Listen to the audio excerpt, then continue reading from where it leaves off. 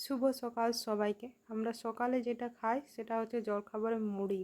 তো আমার মুড়িতে ছিল ছাতু, তেল, শসা, পেঁয়াজ আর লঙ্কা। তো আমার এই যে কাজ শেষ হলো, মানে সন্ধ্যা 7:30 বেজে গেছে, ঠিক আছে। তো আমার কাজটা শেষ হলো, আমি ল্যাপটপগুলো বাগাচ্ছি, সমস্ত কিছু বাগিয়ে সামোটে রাখছি। যাই হোক, আমার তারপরের দিনই ছুটি, তাই।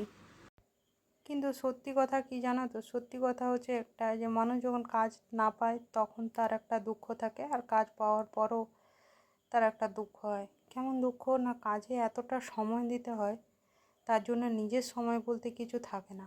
আর আমার আজকে খুবই শরীর খারাপ ছিল, আমি চাইছিলাম যে আমাকে আজকে যাতে কাজে বসতে না হয়, কিন্তু এই প্রাইভেটে কাজ করাতে একটা জিনিস আমি বুঝেছি, যে তোমার মৃত্যুর আগের দিন পর্যন্ত কিন্তু তোমাকে এই কাজেই কিন্তু করতে হবে।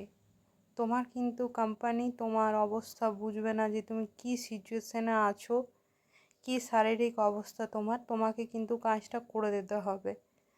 আর এখানে টাকা অল্প, কিন্তু কাজের পরিমাণ অনেক বেশি, ঠিক আছে। তো যাই হোক, আমরা সাধারণ গরিব মধ্যবিত্ত মানুষ, তাই আমাদের কাছে এই টাকার মূল্যটাই অনেক। গরিব সাধারণ মধ্যবিত্ত মানুষের কাছে এই 2 টাকার কাজের মূল্য যে কতখানি, তা সত্যি আমরা জানি।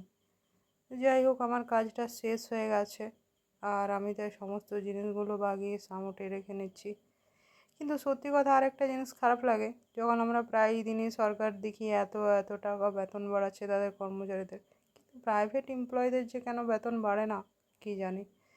তো এই দেখো, আমি সমস্ত কিছু বাগিয়ে রেখে নিয়েছি। আর এই তো রাত্রে সমস্ত রুটিগুলোর, যেগুলো আটাগুলো গোল গোল করে করে নিয়েছি, লুই করে নিয়েছি, এবার এই রুটিগুলো বেলে ফেলবো।